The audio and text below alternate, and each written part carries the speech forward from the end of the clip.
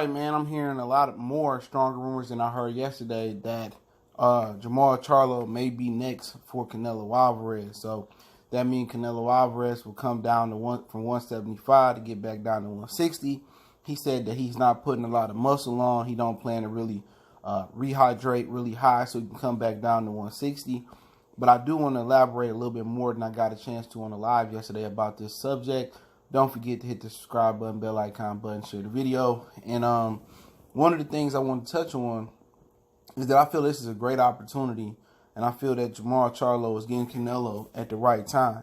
You having the guy, no matter if he doing it naturally or he doing it artificially, moving up in weight and coming back down, you know, that's going to take a toll on anybody's body. No matter if he adding muscle, if he adding water, if he adding fat, or he adding a combination of the three. You know, Canelo Alvarez is going to put strain on his body. He's no longer 21, 22, 23 years old. He's 29 years old or 28 years old. You can't just play like that. You can't just move up and down and think you immortal and play with the laws of physics like that. But, you know, I think Jermall Charlo is getting, you know, is getting the best, you know, opportunity to beat Canelo Alvarez. You ask what's changed that Canelo now wants to take on Jermall Charlo. I think a lot of what changed is that right now that's an approved DAZN fight. The reason the fight is approved is DAZN want that WBC belt back on their side of the street. And now that Jaime Munguia, if you haven't heard, is staying at 154 pounds. If you heard my video earlier, he's going to stay there a little bit longer and maybe defend against Jesse Vargas.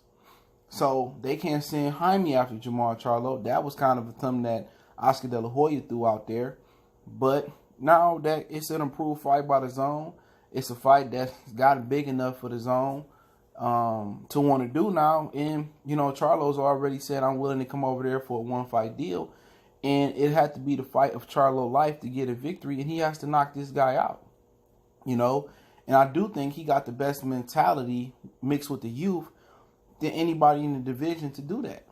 The only guy around those divisions between 60, 68, and 54 who has the power, who has the tenacity to do so, is either him or David Benavidez that I can think of. But what's really going down is they've been seeing Charlo last few fights. He looks vulnerable. You know, Canelo did think he could beat Jermall Charlo. He wasn't sure he could beat Jermall Charlo. And what he did is waited to Jermall Charlo to slow down or waited for him to show weaknesses and glaring holes in his game. And now Canelo know he can take advantage. He can beat Charlo now. He's seen that he had issues with Matt Korobov. He's seen his last fight versus Brandon Adams go the distance. And, you know, that's the trend now. You know, and that's always been the trend. You know, Sugar Ray Leonard waited for Hagler to kind of slow down and go through wars with Tommy and John the Beast Mugabe. Floyd Mayweather, people say, waited for Manny Pacquiao to slow down and stop taking what he was taking or just start getting knocked around and beat up. So guys seeing that, hey man, you know, Floyd fought guys at the right time. So did Sugar Ray Leonard fought guys at the right time. You know what I'm saying? If I wait for some of these dudes to slow down and wait for somebody to lay the blueprint on how to beat them, then, you know I can beat them. Nobody wants to be the first at the buffet. Nobody want to lay the blueprint and execute it. You know what I'm saying? If you look at recent boxing history, Mikey Garcia made the welterweights brave enough to fight Errol Spence. Sean Porter said, when I seen the Mikey fight, it kind of gave me more confidence. And Sean gave Danny Garcia more confidence to beat Errol Spence. But, you know, it's funny because the fighters believe the hype more than the fans do. You know, Kell Brook went up to 160 to fight Kell Brook. He made all the middleweights brave. He made Danny Jacobs brave. He made, you know, Canelo brave. He made guys say, oh, man, Canelo the hype ain't what it is. It ain't even the fans that's buying the hype the most. The fighters buy the hype. The fighters buy the hype the most. And just looking, you know, through decades and decades, in my experience in watching the Hurt Business, you know what I'm saying? These dudes believe the hype more than we do. They believe Triple G was a killer. Danny Jacobs said, I thought his power was extraterrestrial, and I got in there, it really wasn't that bad. You know, nobody want to be able to lay the blueprint and execute it.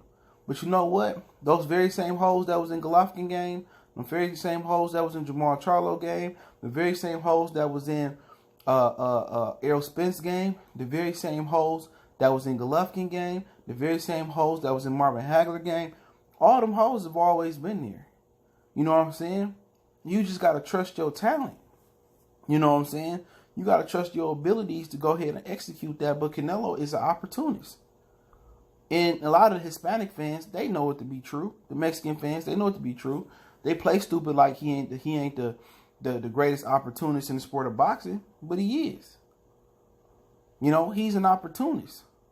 And everything I heard is he believes he can beat Jermall Charlo. Now, in my opinion, and Billy Joe Saunders and Golovkin and Callum Smith are in the race as well too. All of them been approved by the DAZN, but it's really down to Jermall and Billy Joe Saunders. Billy Joe Saunders will kind of be a smart move because you only have to come down 7 pounds, and then you can work your way back down and fight Jermall Charlo at 160. But Canelo need all the big fights because the DAZN need all the big fights. You know, they need probably the Tyrone Woodley crossover. You know what I'm saying? They need those type of fights. They need the circus show. They need Canelo versus McGregor. You know what I'm saying? They do. They really do need, you know, a PBC fighter to come over. So, you know, PBC fans can come over and purchase the DAZN and come over there and like what they see over there and use some of the tools they got. They just need people to come to their platform to experience how convenient it is and how great it is. And that's what it boiled down to. You know, really what Golovkin fans really coming over? All the Golovkin fans that come to the DAZN is already over there. You know what I'm saying? All the Canelo fans is over there. So now they need Al Heyman. He brought Derevchenko over there. He took Derevchenko over there. So they really need Jermall Charlo to go over there. But, you know, Jermall Charlo got to understand, man, that you ain't come here for no check. You know, whatever they pay you, $10, $12, $15 million, he definitely going to get more than what they offered Derevchenko. Because Al ain't negotiating with Oscar De La Hoya. He going to negotiate with Skipper or Rushton or with the DAZN. You know what I'm saying? He not going to negotiate with them. And they going to pay that money to Jermall Charlo. But if Jermall Charlo just attempt to come over there and box Canelo and get a check like Danny Jacobs was, then really I don't want to purchase it. If he's not going to go out there and be willing to get knocked out to get a knockout, then it's no point for me to purchase the fight. But I don't think that's in his character. I don't think he's gonna roll over. You know, I think he's gonna really try to go out on his shield and he's gonna test Canelo win. It's gonna have to be the best fight camp of his career. It's gonna have to be the best preparation of his career. He got the coach to do it at Ronnie Shields. You know what I'm saying? But I heard he up next. You know what I'm saying? Unless he go out there and look spectacular versus Dennis Hogan, he up next. You know, I think then maybe be Billy Joe Saunders, or then it might be Golovkin or something like that. But he got next. He the leader in the clubhouse right now. And all he got to do is not get injured versus Dennis Hogan, beat Dennis Hogan. If Dennis Hogan win, then to be honest with you, I've heard this a couple weeks ago. Dennis Hogan, and it was going to be either Dennis Hogan and Jaime rematch, but Jaime not moving up no more, at least for now. And then it's going to be Dennis Hogan and Canelo. So you're going to have Dennis Hogan and Canelo. That fight going to be made quicker than quick. So Jermall Charlo, it's a lot of pressure him going into this Dennis Hogan fight. Now, a lot of people, Dennis Hogan might not be the latest or the greatest because you haven't heard about him, but this is a dude who fought above 160 before. He fought at 168. I haven't seen the fight, but a ton of people believe he beat Jaime Munguia. So at the end of the day, people say Charlo dominated Brandon Adams, you know, and won every round. I can't disagree, but I believe he's going to have to bring a better game than that to the table to defeat Dennis Hogan. But if he go out there and he ping, pound, and knock out Dennis Hogan quick, that might scare Canelo away. But it's a fact that Canelo is the biggest opportunist. But guess what? When you fought Trout, you fought Cotto, you fought Ryan Rose, you fought Jose Cotto, you fought Miguel Cotto, you fought Golovkin, Jacobs, Chavez. You know, now you fighting Kovalev, you fought Angulo, you fought Kirkland. When you got that type of resume, Lara, Floyd Mayweather, when you got that type of resume, you know, you can do what you want to do. Even if people thought you cheated, you robbed, or whatever you stole, whatever you did to get the victory, he still got the Hispanic fans that's going to back him and drown out any of his negativity that went on in his career. But let me know what you guys think. But I'm hearing Charlo up next. Don't forget, we on Facebook, Instagram, Twitter. Reach out to the email if you got business, question, inquiry, sponsorship, video requests. Keep sharing the videos. Appreciate everybody with the donations. Want to make a donation in the link description. Best way donation to make is share the video. And if you got a video request, hit me up on Twitter or an email or on any of the platforms. But Twitter, email, the quickest one. One time for the one time. Goodfellas Sports TV. It's your boy CJ Goodfellas. We gone.